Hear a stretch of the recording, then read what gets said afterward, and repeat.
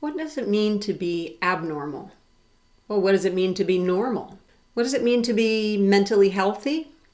What does it mean to have a mental illness?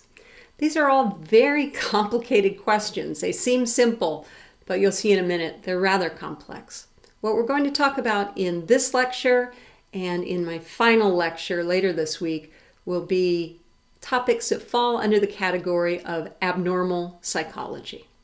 So we're going to talk about what it means to be abnormal, and then we're going to talk about 6 different categories of mental illness: anxiety disorders, obsessive compulsive disorders, major depressive disorders, bipolar disorder, schizophrenia, personality disorders. And then I have a short segment at the end on mental illness during the COVID pandemic. There's a lot of different ways to measure whether something is abnormal or not. You can use it in a statistical sense. So something is abnormal if it's rare or frequently occurring. Now, just because something is rare doesn't make it a mental illness.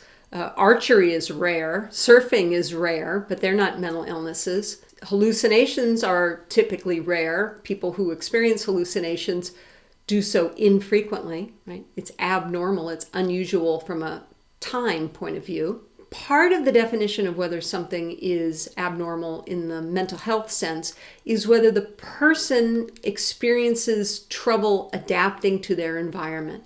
Does whatever's going on with the person make it difficult for them to function in society? A third is whether the person is distressed by what's going on. If I have a mental illness but it doesn't upset me, then it's not a mental illness by definition. So a mental illness has to upset the person who has it. That complicates things. How about irrationality? I might have an irrational fear of cobras living here in the San Fernando Valley. I don't think there are many cobras in the San Fernando Valley, so my fear of cobras in the San Fernando Valley makes no sense. If I were in a jungle with lots of cobras, then it would make sense, but it's irrational in Southern California. The field of psychiatry has a book that is the foundation for all of the judgments and categorizations that they make. It's called the DSM-5, Diagnostic and Statistical Manual of Mental Orders. And the 5 is because it's the 5th edition. Every decade or so, the DSM is overhauled and changed, and things that used to be a mental illness or categorized as one no longer are, and new mental illnesses appear. The DSM is very important because typically if you go to see a psychiatrist or a psychologist, generally they have to give you a label from the DSM-5 before an insurance company will cover any of the treatment. It is important, though, to remember that the terms, the categories in the DSM-5 are just that. They're collections of patterns of symptoms. They're not people, right? They're patterns of symptoms. One of the big difficulties in defining mental illnesses is that they vary across cultures.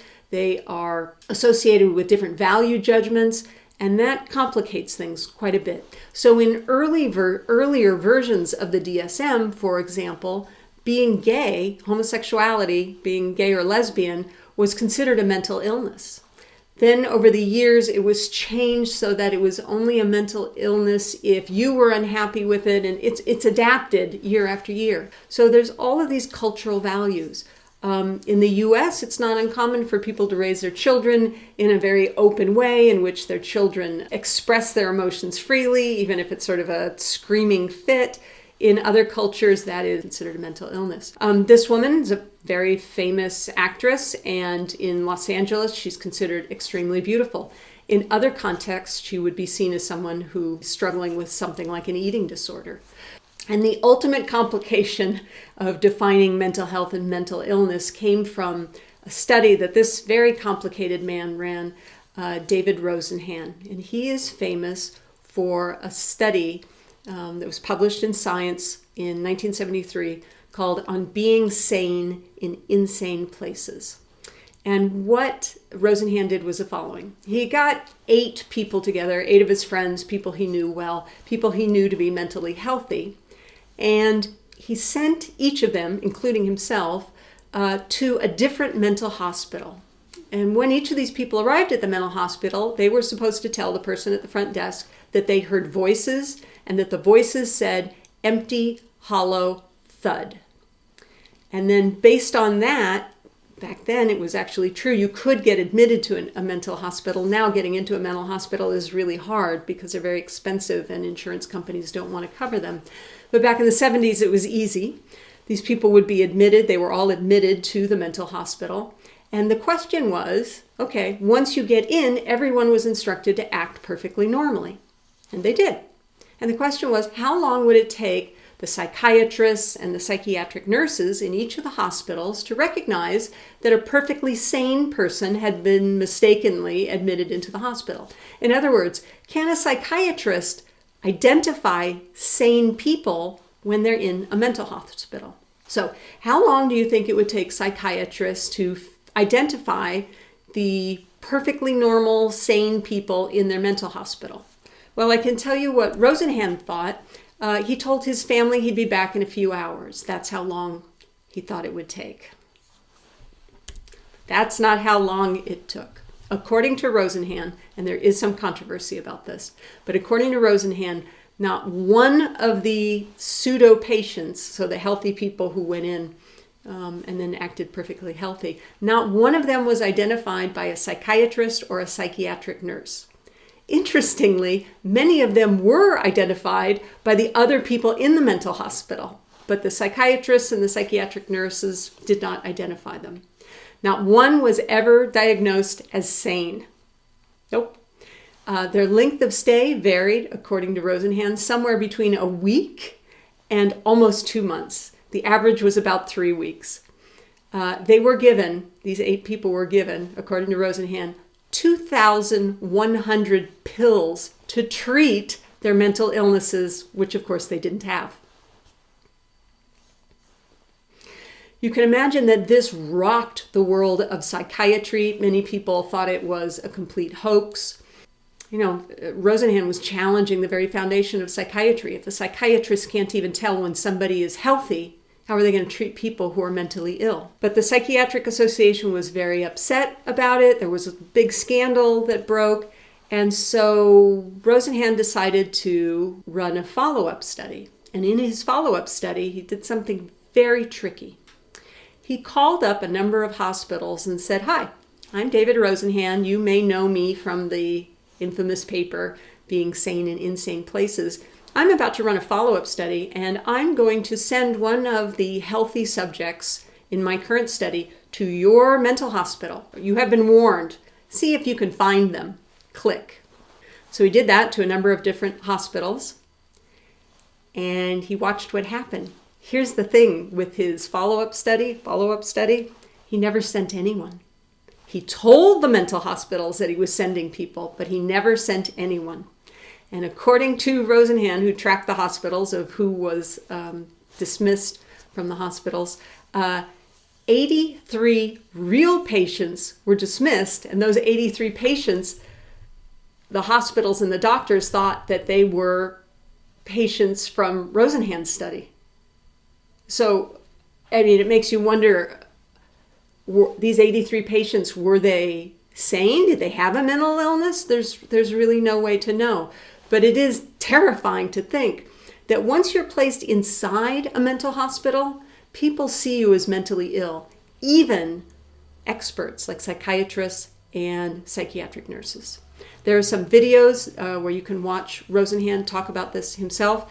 Now, I said there's some controversy. It seems like Rosenhan exaggerated some of this, but I will tell you the study has been replicated by other people in other hospitals. The effect is real.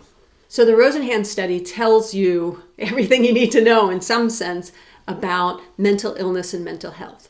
We like to live in a world where we believe that some people are healthy and there's this other bucket of people who are mentally ill. But that's not how mental illness works at all. There are big fights still amongst researchers and psychiatrists and psychotherapists trying to understand, are there buckets, are there categories that are distinct from one another? Do you either have schizophrenia or not? Or does each of us have sort of a continuum. Is each of us more or less depressed? Is each of us more or less bipolar? Is each of us more or less schizophrenic? And that continuum model is what a lot of people are focusing on these days. That there is no sharp line that you can draw in the sand that differentiates people who are mentally healthy from people who are mentally ill. It's always a matter of degree. In the next segments that are going to come up, I'm going to talk about different categories of mental illness. And consistent with what I just told you about everything being a spectrum, you are going to hear terms and phenomena described that describe you, because they describe everybody. Don't freak out. Don't freak out. It's going to be okay. Okay.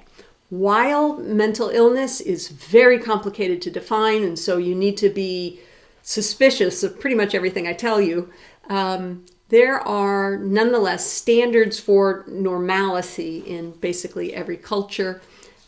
Mental disorders exist in every culture, and many of the feelings and behaviors that people with mental illness struggle with are very damaging and very painful. Now, again, consistent with this model that the world is not simple, right? We like the defense mechanism that allows us to say, well, I'm healthy, but those people are mentally ill. It doesn't work that way. Current models of mental illness basically boil down to requiring two things. The first one is a biological vulnerability. Do you have a genetic marker that makes it more likely for you to experience depressive symptoms or experience symptoms of bipolar disorder, for example? So it's the genetic markers, but that's not enough. Having a mental illness run in your family is not enough to ensure that you're going to get it. There's a second part, and the second part is a stressor. The stressor can be something very small or very large. It can be a person losing their job, or a divorce can be enough to trigger the gene that they were carrying that increased their chances of getting a particular mental illness. It can be a pandemic like we're experiencing now with COVID. And as you'll see at the very end of this lecture, rates of mental illness are going way, way up right now. So I spend a moment on this model because it should make us all very humble, because it's just this simple combination of things that determines whether or not someone has a major mental illness. One of those stressors, by the way, can be something as simple as whether your mother got the flu at a certain stage when she was carrying you.